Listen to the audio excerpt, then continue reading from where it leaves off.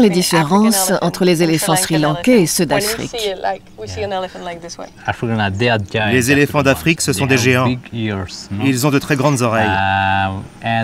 Et leur trompe se termine par deux petits doigts, là où les éléphants d'Asie n'en ont qu'un. Ils n'ont pas du tout la même apparence. En Afrique, ils sont immenses et indomptables, là où les nôtres sont des créatures plus petites et innocentes. Chez les éléphants africains, les mâles comme les femelles portent des défenses, alors qu'en Asie, seuls les mâles en possèdent et qu'ici, seul un faible nombre de mâles ont des défenses. Les éléphants consomment plus de 200 kg de nourriture par jour et boivent 250 litres d'eau. Ils passent donc toute leur journée à se nourrir comme ce jeune mâle pas très farouche. Les mâles vivent généralement seuls. C'est leur habitude. Les femelles et les jeunes restent en famille. La chef du troupeau est toujours une vieille femelle. Ici, nous n'avons que peu d'éléphants qui portent des défenses. Seulement 3 à 5% de nos éléphants en portent. Ce faible pourcentage est dû à l'exportation massive d'éléphants et au trafic de l'ivoire, qui ont fait au cours des siècles que l'ADN des éléphants à défense s'est raréfié dans les troupeaux restants.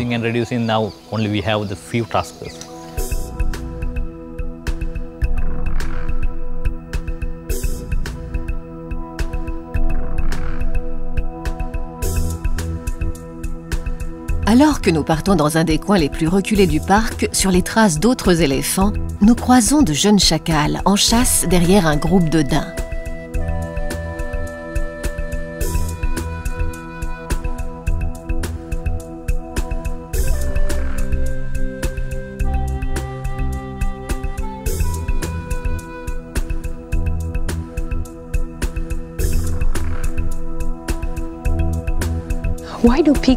Pourquoi est-ce que certains pans ont une superbe traîne et d'autres non?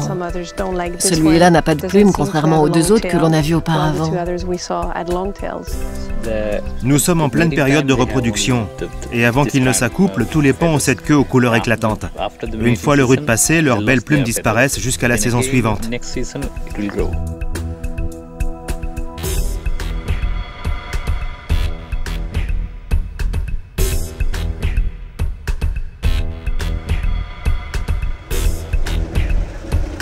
Contrairement au parc africain où les arbres sont rares car les éléphants les déracinent pour manger plus facilement l'écorce gorgée d'eau, ici peu de dégradation. Seuls quelques arbres semblent comme rabotés, une trace flagrante du passage des troupeaux qui se serviraient de ces troncs comme grattoir contre les parasites.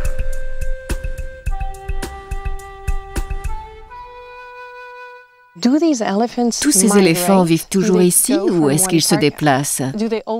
Est-ce qu'ils transhument? Ils bougent beaucoup. Un éléphant doit se déplacer pour trouver de quoi se nourrir. Ainsi, ils vont de ce parc vers d'autres parcs situés un peu plus loin en fonction de leurs besoins en nourriture ou des conditions météo. Ils passent aussi dans des zones spécifiques appelées sanctuaires dans lesquelles ils sont protégés. Pour les suivre à distance, nous utilisons des colliers radio. Nous recueillons également des témoignages des personnes ayant observé leur déplacement, notamment lorsqu'ils traversent les routes.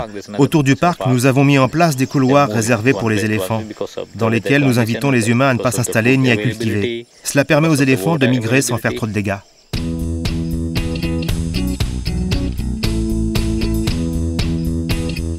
Il est 17 h. Au loin, l'orage menace. Les premières gouttes commencent à tomber. Et pour l'instant, même si nous avons pu approcher beaucoup d'éléphants, ces derniers semblaient très habitués aux visiteurs. Quand il pleut, on a plus ou moins de chances de croiser des éléphants. Moins, ils n'aiment pas la pluie. Ils n'aiment pas la pluie? Mais où vont-ils alors? Ils rentrent dans les buissons et sous les arbres se mettre à l'abri. Ça va bouger.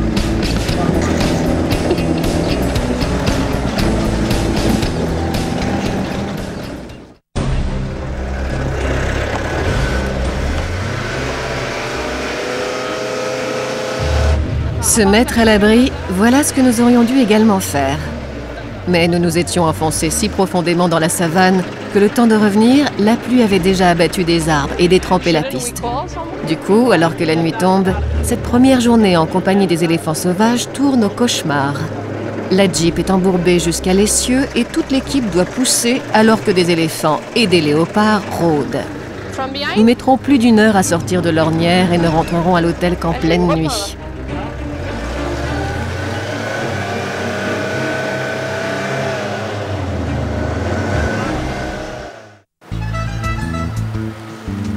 À quelques centaines de mètres de l'entrée du parc d'Udawalawe, comme tous les matins à 9 h, c'est la cohue. Bébés, enfants, parents venus du Sri Lanka et d'ailleurs se pressent pour être à l'heure et au premier rang. Il ne faut pas être en retard car les acteurs de la scène qui va se jouer, eux, sont pressés et ils se préparent déjà à entrer en scène 2 par 2. Voici l'Elephant Transit Home, un orphelinat pour éléphantos unique au monde. Et comme tous les matins, le public est venu assister au premier biberon des pensionnaires. Sans nous, ces éléphantos n'auraient aucune chance de survivre. Ils dépendent durant les 6 premiers mois de leur vie entièrement du lait maternel. Ensuite seulement, ils commencent à brouter, petit à petit. Mais ils ont besoin de lait jusqu'à 4 ans environ. C'est dans ce lieu que sont recueillis tous les jeunes éléphants retrouvés par des hommes. Que leur mère ait été victime de la guerre civile entre Tamouls et Singalais, qui divisa le pays entre 1983 et 2009, qu'ils se soient séparés par erreur du reste du troupeau ou parce que trop faibles, ils ne pouvaient pas suivre les adultes, une vingtaine de bébés éléphants arrivent ici chaque année pour être nourris, soignés et aussi vite que possible remis en liberté, comme les 2 plus jeunes pensionnaires arrivés il y a quelques jours seulement. Le plus petit n'est pas le plus jeune. Le plus frais, là, a 3 mois, et l'autre 1 mois seulement. Celui-ci, le petit, a été retrouvé du côté de Polonnaruwa. Il avait été abandonné par le troupeau, ce qui arrive parfois lorsque les adultes se sentent menacés par des villageois. Ce sont les services des forêts et de la nature qui l'ont amené. L'autre vient de Katragama. C'est un fermier qui, en ramenant ses vaches à l'étable, a trouvé l'éléphanto.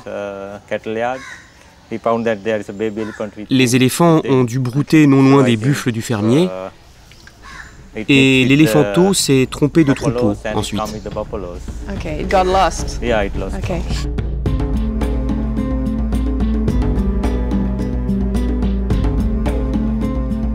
Pour aider ces jeunes éléphants à s'accrocher à la vie, les soigneurs du centre les gavent toutes les 2 heures d'énormes biberons de lait maternisé second âge. Une fois qu'ils auront 6 mois révolus, leur régime restera le même, mais cette fois-ci toutes les 3 heures seulement, puisqu'ils commenceront à varier leur alimentation en broutant des végétaux avec le reste du troupeau. Les éléphantos apprennent tout de leur mère, et ceux qui sont là n'ont plus de maman. Mais la nature est bien faite, et d'après nos études, ces orphelins apprennent. Ils finissent par savoir ce qu'ils doivent manger ou pas, comment trouver l'eau, comment gérer leurs déplacements et leur corps. On a constaté que lorsqu'on les relâche, ils retrouvent un troupeau et apprennent au contact de ces nouveaux individus.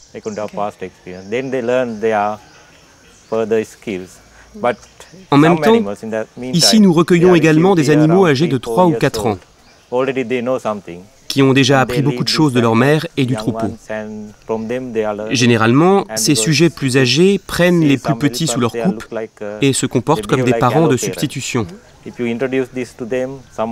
Il y a donc une vraie transmission. Nous présentons les bébés aux individus les plus âgés. Les bébés les suivent alors partout comme s'ils suivaient leur mère. Certains vont même tenter de téter les oreilles, les mamelles ou les pattes de leurs parents d'adoption. Un des 2 jeunes a été abandonné par le troupeau en raison d'un énorme abcès dans la bouche qui l'empêchait de manger. Trop faible pour suivre les adultes, le bébé fut laissé de côté avant d'être recueilli par des villageois et soigné ici. Mais son état reste préoccupant, il doit être soigné tous les jours. Même s'il fait déjà 130 kilos, il ne prend pas assez de poids. Et en l'absence de produits vétérinaires spécifiques pour les éléphants, le vétérinaire du centre jongle entre les produits pour enfants et ceux pour chevaux. Généralement, vous remettez tous vos pensionnaires en liberté? Absolument. Depuis notre ouverture, nous avons déjà relâché 68 éléphantaux dans la nature. Et à la fin du mois, nous allons en relâcher encore 8. Ce sont ceux qui ont des colliers émetteurs, ce qui nous permettra, après leur remise en liberté, de les suivre de loin, de voir comment ils se débrouillent. Nous avons déjà relâché 64 éléments dans le parc national d'Udawalawe et 4 dans un autre parc. Cette fois-ci, nous les remettrons en liberté plus au nord, toujours dans un parc naturel. Nous avons choisi de leur rendre la liberté de manière brutale, c'est-à-dire que nous les emmenons dans un parc et nous les relâchons simplement. Et vous courez très vite alors? Oui, c'est ça. Après, ils doivent se débrouiller seuls. Nous les surveillons à distance, bien sûr, mais ça, ils ne doivent pas le savoir. Généralement, ils forment un groupe tous ensemble avec quelques difficultés, puisqu'ils n'ont plus ni lait ni habitude.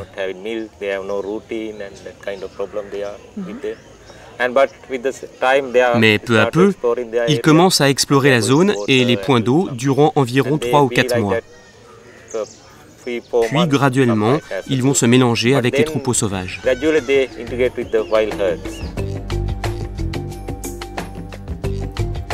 Après avoir passé 3 semaines aux mains de soigneurs pour se refaire une santé, le moment est venu pour le dernier arrivant à l'orphelinat de se frotter un peu à ses congénères et de débuter son apprentissage.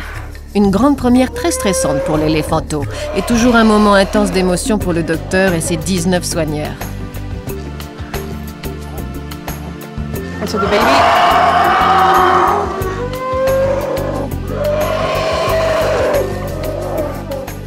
Les autres le protègent là ou ils le reniflent seulement? Certains individus le protègent, car ce sont les autres petits les plus agressifs. Ils ont peur qu'un nouvel arrivant ne change la donne. Ils sont jaloux? Oui, les jeunes n'aiment pas les petits nouveaux.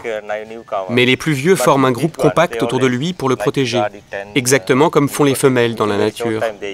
Un individu plus âgé va devenir son référent et son modèle, une sorte de parent de substitution auprès duquel il va apprendre la vie.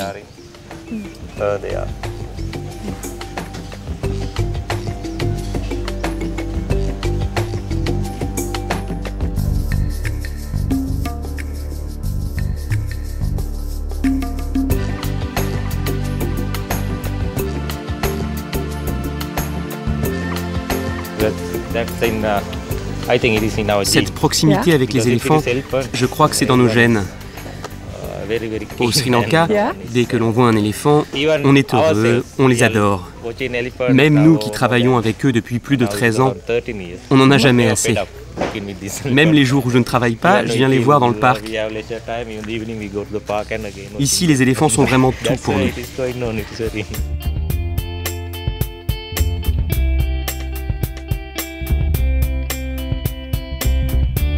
Ces éléphantos sont tous des victimes de la cohabitation de plus en plus difficile entre les hommes et les éléphants au Sri Lanka.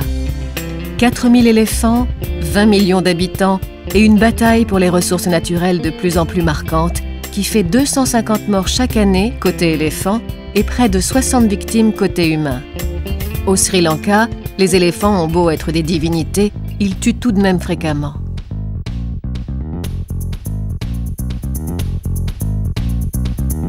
À 6 heures de route de Colombo, dans un des parcs naturels les moins accessibles du Sri Lanka, j'ai rendez-vous avec Ravi Correa.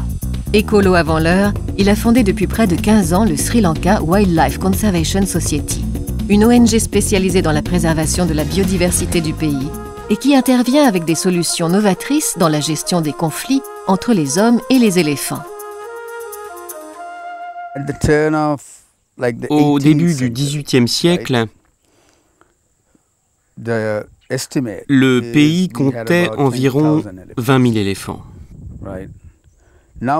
Aujourd'hui, il nous en reste plus que 5 000. Pour ce qui est de la population humaine, elle s'élevait au XVIIIe siècle à 2 millions d'humains, pas plus. Aujourd'hui, nous sommes plus de 20 millions d'habitants, avec la 3e population sauvage d'éléphants d'Asie. C'est une situation intéressante, mais forcément tendue, qui ne va pas sans poser de gros problèmes de cohabitation, ce qui engendre ce que nous appelons les conflits entre les hommes et les éléphants.